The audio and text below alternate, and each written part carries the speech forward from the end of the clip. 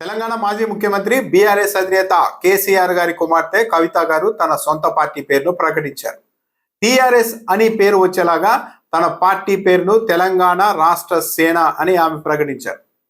Party పేరులో మొదటి అక్షరాలు కలిపితే టీఆర్ఎస్ అని వచ్చేలాగా ఆమె జాగ్రత్త తీసుకోవడం ద్వారా ఏం చెబుతున్నారు అంటే బీఆర్ఎస్ ను ఇరిటేట్ చేయడానికి కవిత గారు ముందుకు వెళ్ళబోతున్నారు అన్నది చాలా క్లియర్గా అర్థమవుతోంది.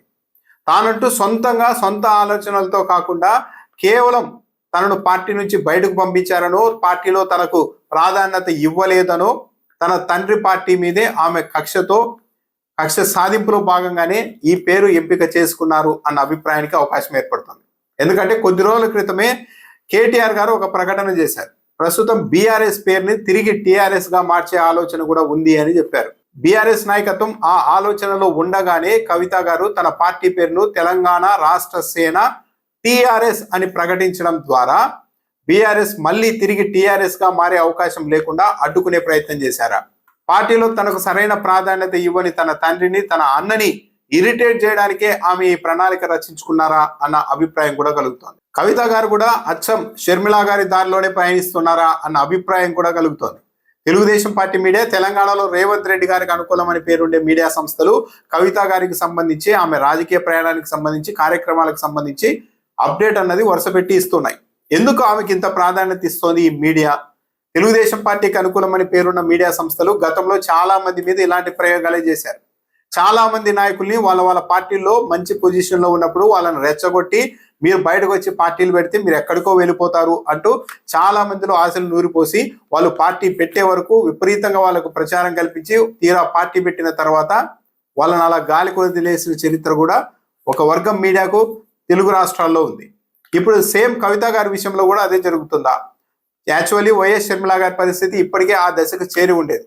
కానీ ఏపీలో జగన్మోహన్ రెడ్డి ఇప్పటికీ చాలా స్ట్రాంగ్ గా ఉన్నారు కాబట్టి తెలుగుదేశం పార్టీకి జగన్మోహన్ రెడ్డిని ఎదుర్కొనేందుకు ప్రత్యేకంగా ఎలాంటి పాయింట్లు లేవు కాబట్టి జగన్మోహన్ రెడ్డి వ్యక్తిత్వ హననం మీద మాత్రమే దాడి చేస్తూ ముందుకు వెళ్లే ఆలోచనలో టీడీపీ ఉంది కాబట్టి షర్మిలా గారిని ఇప్పటికీ కూడా తెలుగుదేశం పార్టీ మీడియా మోస్తోంది అన్న అభిప్రాయం ఉంది. తెలుగుదేశం పార్టీ మీడియా షర్మిలా గారికి ప్రచారం కల్పించే విషయంలో కండిషన్స్ ని కూడా అప్లై చేస్తోంది. మీరు జగన్మోహన్ రెడ్డిని వ్యక్తిగతంగా దూషిస్తేనే, బాగా గట్టిగా తిడితేనే మా పత్రికల్లో తొలి పేజీలో మీ వార్త ఉంటుంది. మీరు అలా కాకుండా కాంగ్రెస్ పార్టీ గురించి, కాంగ్రెస్ పార్టీ ప్రణాళికల గురించి, పబ్లిక్ ఇష్యూస్ గురించి మీరు మాట్లాడితే మీ వార్త ఉండదు అన్నట్టుగానే తెలుగుదేశం పార్టీ అనుకూల పత్రికల వైఖరి కూడా ఉంటుంది. ఎప్పుడైతే షర్మిలా గారు జగన్మోహన్ రెడ్డిని పర్సనల్ గా తిడతారో ఆ రోజు మాత్రమే ప్రముఖంగా పత్రికల్లో షర్మిలా గారికి సంబంధించిన వార్త ప్రచురితమవుతోంది. ఇప్పుడు కవిత గారిని కూడా సేమ్ ఆ విధంగానే ట్రీట్ చేయబోతున్నారా? రేవంత్ రెడ్డి గారికి అనుకూలమని పేరున్న తెలుగుదేశం పార్టీ మీడియా అదే చేయబోతోందా అన్న అభిప్రాయం కూడా కలుగుతోంది. స్వయంగా కవిత గారు తన తండ్రి పార్టీ అయిన బీఆర్ఎస్ ను, తన తండ్రిని, తన అన్నని తిడుతూ ఉంటే స్పష్టంగా ఈ మీడియా విపరీతంగా ప్రచారం కల్పిస్తుంది. చూసారా, సొంత కుమార్తె కేసీఆర్ గారిని ఏ విధంగా విమర్శిస్తూ ఉన్నారో? అది కేసీఆర్ నాయకత్వం, అది కేసీఆర్ వ్యక్తిత్వం, అది కేసీఆర్ పనితీరు అని విమర్శలు చేసి వాళ్ళని కూడా దెబ్బ కొట్టడానికి ఈమె ద్వారా ఇదే ప్రణాళికను రచించే అవకాశం ఉంటుంది. ఒకవేళ ఎప్పుడైనా కవిత గారు షర్మిలా గారి లాగా కాకుండా తన తండ్రిని, తన అన్నని పర్సనల్ గా అటాక్ చేయకుండా వాళ్ళకి మరీ ఇబ్బంది పెట్టేలాగా వ్యాఖ్యానించకపోతే ఆటోమేటిక్ గా కవిత గారి పార్టీకి, ఆమెకు ప్రచారం అన్నది కూడా ఈ మీడియా సంస్థల్లో పూర్తిగా ఆగిపోతుంది. ఇక్కడ షర్మిలా గారికి, కవిత గారికి అర్థం కాని అంశం ఏమిటి అంటే, ఆడవాళ్ళు మగవాళ్ళు సమానమే. కవిత గారు, షర్మిలా గారు మంచి టాలెంట్ ఉన్న వాళ్ళే కావచ్చు. కానీ ప్రజల దృష్టిలో వారసత్వం, రాజకీయంగా వారసత్వాన్ని మగవాళ్ళకి ఇవ్వడం అన్నది అలవాటైపోయింది పబ్లిక్ లో. ఇలా ఉండడం కూడా కరెక్ట్ కాదు. కానీ పబ్లిక్ అన్నది ఒక రాజకీయ పార్టీకి వారసుడిగా కుమారుడినే గుర్తిస్తున్నారు కానీ కుమార్తెను గుర్తించడానికి పబ్లిక్ కానీ, కార్యకర్తలు కానీ, క్యాడర్ కానీ ఎక్కువగా ఆసక్తి చూపడం లేదు. ఈ రెండు మైనస్లు ఉన్నాయి. కానీ షర్మిలా గారి దగ్గర కావచ్చు, కవిత గారి దగ్గర కావచ్చు, కొంతమంది తప్పనిసరిగా వాళ్ళ దగ్గర కూడా చేరి ఉంటారు. వాళ్ళు వీళ్ళని రియాలిటీకి చాలా దూరంగా తీసుకెళ్తూ ఉంటారు.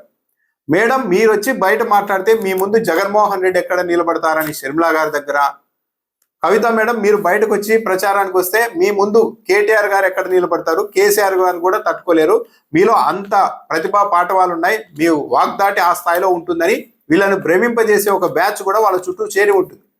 ఇలా చుట్టూ చేరిన వాళ్ళు పదే పదే ఇలా పాజిటివ్ గా మాట్లాడేసరికి రియాలిటీకి వాళ్ళు దూరంగా వెళ్ళిపోయి నిజమేనేమో, మనకేం తక్కువ, నేను ప్రచారానికి వెళ్ళినా, నేను మాట్లాడినా కేసీఆర్ గారి కంటే, జగన్మోహన్ రెడ్డి గారి కంటే కేటీఆర్ గారి కంటే అద్భుతంగా మాట్లాడతాను కదా, కాబట్టి నేను కూడా ఒక గొప్ప నాయకురాలనే అన్న ఉద్దేశంతో వీళ్ళు ఇలా చాలా తీవ్రమైన నిర్ణయాలు తీసుకొని పార్టీలు పెట్టే వరకు వెళ్తూ ఉంటారు. షర్మిల గారి విషయంలో, కవిత గారి విషయంలో దాదాపు ఇదే జరిగింది. ఈ మాయలో పడి షర్మిల గారు ఏకంగా తెలంగాణలో పార్టీ పెట్టి 1000 కిలోమీటర్లు నడిచేశారు. తీరా ఫలితం చూస్తే శూన్యం. చివరకు కాంగ్రెస్ పార్టీలో విలీనం చేయాల్సి వచ్చింది. ఏపీకి పిసిసి అధ్యక్షురాలుగా వచ్చినా సరే పరిస్థితుల్లో ఏమాత్రం మార్పు లేదు. వైఎస్ఆర్కి అంత ఫాలోయింగ్ ఉన్నప్పటికీ కూడా ఆయన కుమార్తె కడప జిల్లాకు వెళ్ళినా, కడప నగరానికి ఒక నిరసన కార్యక్రమానికి వెళ్ళినా ఆమె చుట్టూ 10 మంది లేని పరిస్థితి ఈరోజు వచ్చేసింది. అంటే క్యాడర్ కావచ్చు, ప్రజలు కావచ్చు, పూర్తిగా షర్మిల గారిని వైఎస్ఆర్కు వారసురాలుగా గుర్తించలేదు అన్నది స్పష్టమైపోతుంది. ఇప్పుడు కవిత గారి పరిస్థితి కూడా అందుకు భిన్నంగా ఏమీ ఉండకపోవచ్చు. పైగా షర్మిల గారు తన అన్న మీద ఫైట్ చేస్తున్నారు. కవిత గారు ఏకంగా తన తండ్రి మీదే ఫైట్ చేస్తున్నారు. ఎందుకంటే ఇప్పటికీ కూడా బీఆర్ఎస్ అధ్యక్షుడుగా కేసీఆర్ గారే ఉన్నారు. ఆయన నాయకత్వంలోనే ఆ పార్టీ పనిచేస్తోంది. తన తండ్రి ఉండగానే ఆ పార్టీకి వ్యతిరేకంగా తిరుగుబాటు చేస్తే ఒక కూతురు, పబ్లిక్ ఈమెనే ఎక్కువగా తప్పుపడతారు ఇక్కడ.